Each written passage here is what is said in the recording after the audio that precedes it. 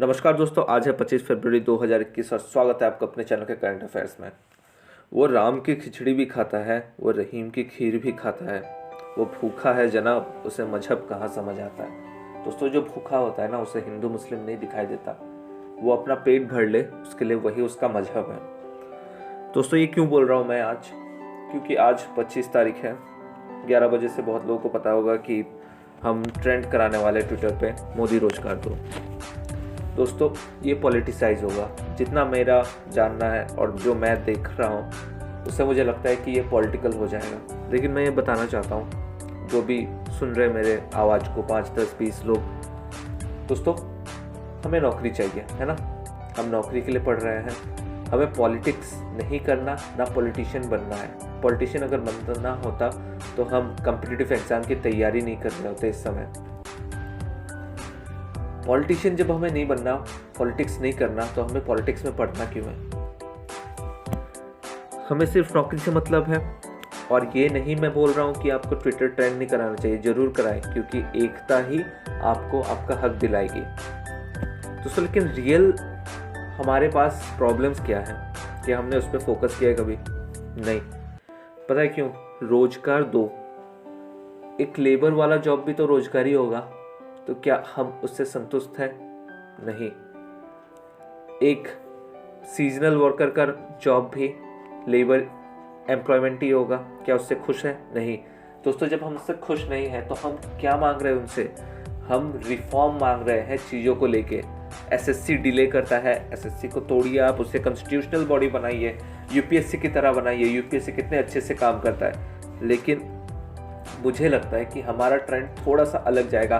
और जब कुछ पॉलिटिकल बन जाता है ना, कल आप देख रहे हैं मोदी गर्लफ्रेंड दो, ये सब ट्रेंड बनने लग जाएंगे। क्यों पता है? क्योंकि जब आप एक पॉलिटिकल पार्टी के एक लीडर को डायरेक्ट टारगेट कर रहे हैं, और टारगेट भी हमारा थोड़ा अलग तरीके से जा रहा है, रोजगार दो। दोस्तों, सिर्फ रोजगार नहीं, स्ट्रैटेजिक हमें रिफॉर्म चाहिए। रिफॉर्म चाहिए कि एग्ज़ाम हो रहा है, एग्ज़ाम होने के साथ साथ हमें रिजल्ट चाहिए। ऐसा नहीं कि एग्ज़ाम आज कराएं, 1.5 महीने बाद, 2 महीने बाद आंसर की जाए, 1 साल बाद रिजल्ट आए, उसके बाद फिर पता चला कोर्ट में लटक गया जाके। रोजगार तो उन्होंने निकाला लेकिन कोर्ट में लटक गया। तो अब वो क्या करे? सरकार क्या करे? आपने देखा होगा कई स्टेट में 2011-2012 की वैकेंसीज हैं, वो कोर्ट में लटकी पड़ी है और सरकार को कोई सुध नहीं है। उसके बाद तो 2 से 3 सरकारें बदल गई। मैं अपने स्टेट के उत्तर प्रदेश की बात कर रहा हूँ। 2011 से तीसरी सरकार है ये, लेकिन वो बेचारे वैसे ही है, कोर्ट में लड़ ही रहे हैं अपना केस टीचर्स की वैकेंसी की। उसके बाद कई टीचर्स की वैकेंसी आई, अभी भी फेल हुई, लेकिन वो वैसे के वैसे ही पड़े रहे। तो हमें रिफॉर्म की बात करनी चाहिए। जो स्टेट लेवल पे इतने संस्थानें हैं जो 5-5, 6-6 साल लग जाता है, क्यों लग जाता है? डिजिटलाइजेशन कहाँ का है? डिजिटलाइजेशन जब है तो वो कहाँ जा रहा है? मुझे लगता है कि हमें इन सब बातों पे ज़्यादा फोकस करना चाहिए, ना कि मोदी रोजगार दो सिर्फ। वो गलत इफेक्ट कर सकता है। देखते हैं, आज नंबर 1 ट्रेंड तो ज़रूर होगा, हमारी इतनी बड़ी स्ट्रेंथ है। ये मेरे पर्सनल व्यू है, आपके व्यू पॉइंट्स क्या है आप नीचे मेंशन कर सकते हैं।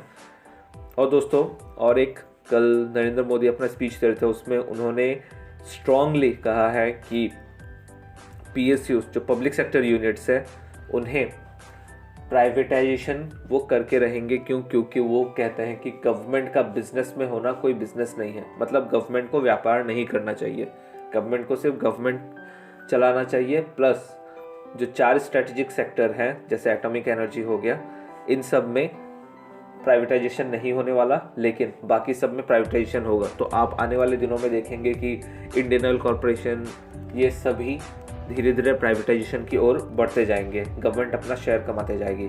तो एक तरफ तो आप यहाँ क्लियर देख पा रहे हैं, आपके आंख के सामने है कि पीएसयू सेक्टर में जितने भी जॉब्स आते थे, कम आते थे लेकिन आते थे और बहुत अच्छे माने जाते थे, वो अभी धीरे धीरे कम होते जाएंगे और वो धीरे धीरे ख़त्म भी हो जाएंगे।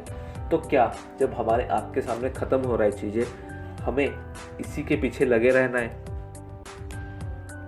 मुझे पता है हमारी कभी कभी मजबूरी है ज़्यादातर लोगों की गवर्नमेंट जॉब्स लेना, लेकिन जब गवर्नमेंट जॉब अगर कभी है ही नहीं, 8% हुआ करती थी, वो मुझे लगता है इस समय 6.5 से 7% सिर्फ जॉब सेक्टर में है गवर्नमेंट जॉब। तो क्या 100 लोग उसी के पीछे लगे रहेंगे हमेशा? एक लड़का, एवरेज में बात कर रहा हूँ, 20 से 21 साल से शुरू करता है तैयारी, 26-27 साल तक जब वो तैयारी करते रहता है, उसके बाद बीटेक किया हुआ लड़का वो जाके कुक बन जाता है, तो वो जॉब का क्या फ़ायदा? आप खुद सोचिए, जब वो कुक बन जाता है उसके बाद जाके, तो जॉब का क्या फ़ायदा? तो एक्चुअल में हमें क्या चाहिए पता है? रिफॉर्म्स चाहिए, चीज़ों में रिफॉर्म चाहिए, और हमें क्लियर स्टेट चाहिए कि इतनी जॉब आएगी गवर्नमेंट की और इतने पोस्ट भरे जाएंगे और इस सेक्टर में आएंगे, तब हमें आगे बढ़ना चाहिए।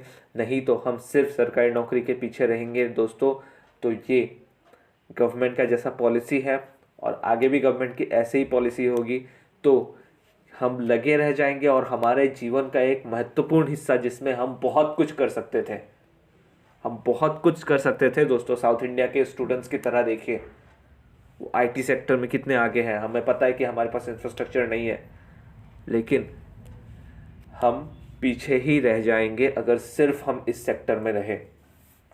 और बाकी हमारे चैनल का आपके साथ पूरा सहयोग है, और आप क्या सोचते हैं इस बारे में कमेंट में ज़रूर लिख के बताइए। तो दोस्तों, टाइम बहुत वेस्ट कर दिया मैंने, बढ़ते हैं आज के पहले सवाल की तरफ।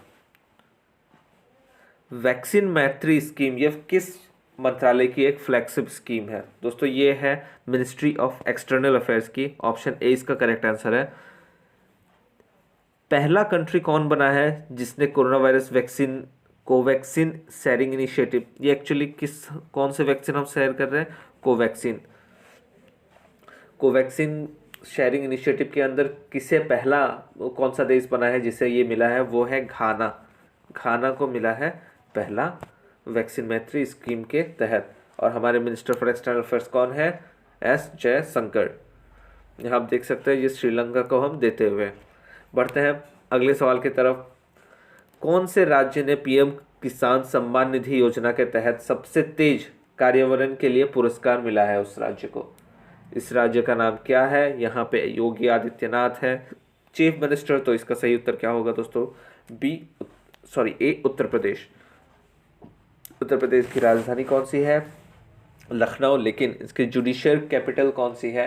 न्यायिक राजधानी वो है प्रयागराज, जिसका पुराना नाम था इलाहाबाद। बढ़ते हैं अगले सवाल की तरफ। Second phase of vaccination will start in India from. Bharat में टीकाकरण का दूसरा चरण कब से शुरू होगा? पहला चरण कब से शुरू हुआ था दोस्तों? 16 जनवरी। और दूसरा चरण कब से शुरू होगा? 1 मार्च से। 1 मार्च से होगा दूसरा चरण। और ये अभी बहुत ज़रूरी है, क्योंकि दोस्तों आप बहुत सी जगहों पे देख रहे हैं अभी फिर से कोरोना वायरस का केसेस बढ़ने लगे हैं। तो आप एजुकेटेड हैं, पढ़े लिखे हैं, हम युवा भी हैं, और हमें मास्क का प्रयोग तो कम से कम करना चाहिए। ऐसा नहीं कि ख़त्म हो गया, यहाँ पे नहीं है हमारे इलाके में तो हम क्यों पहने। दोस्तों अच्छा सोच के पहनो ना। मान लो पोल्यूशन है, पोल्यूशन से बच जाओगे, कोरोना वायरस से नहीं तो। नाक में गंदे पोल्यूटेंट्स जाने से कुछ तो साफ़ होके जाएगा मास्क पहनने से। तो पॉजिटिवली लो इसे, लेकिन आपको मास्क पहननी चाहिए। और 1 मार्च से सेकेंड वैक्सीनेशन शुरू होगा। जलवायु परिवर्तन पर पहली बार यूएनएससी की जो बहस हो रही थी, उसमें केंद्रीय पर्यावरण मंत्री ने किस भाषा का प्रयोग किया है? ऑप्शन है हिंदी, उर्दू, मैथिली या फिर संस्कृत। संस्कृत की स्पेलिंग रॉन्ग है, लेकिन आंसर करेक्ट है दोस्तों। इसका सही उत्तर है संस्कृत। संस्कृत भाषा का पहली बार प्रयोग किया गया है हमारे पर्यावरण मंत्री द्वारा। और पर्यावरण मंत्री कौन है इस समय? श्री प्रकाश जावड़ेकर। और इन्होंने ही जाके लक्षद्वीप में अभी अटल पर्यावरण भवन की भी स्थापना की थी। बढ़ते अगले सवाल की तरफ। दुनिया का पहला H5N8 वायरस किस देश में मिला है? ये ह्यूमन ट्रांसमिशन हुआ है दोस्तों, लोगों पे ये नहीं जाता था, लेकिन ये पहली बार ह्यूमन केस मिला है। और ये कहाँ पे मिला है? ये मिला है रशिया पे। अब बात करें हम H5N8 वायरस क्या है? इसे हम कॉमनली बर्ड फ्लू के नाम से जानते हैं दोस्तों। कॉमनली इसे किस नाम से जानते हैं? बर्ड फ्लू के नाम से जानते हैं। ये टाइप ए इन्फ्लुएंजा वायरस है। और बात अगर करें हम H5 वायरस की, इसके 8 अलग अलग टाइप हैं। आप यहाँ देख सकते हैं H5N1, H5N2, H5N3, H5N4, ऐसे H5N9 तक हैं अलग अलग। बढ़ते हैं अगले सवाल की तरफ।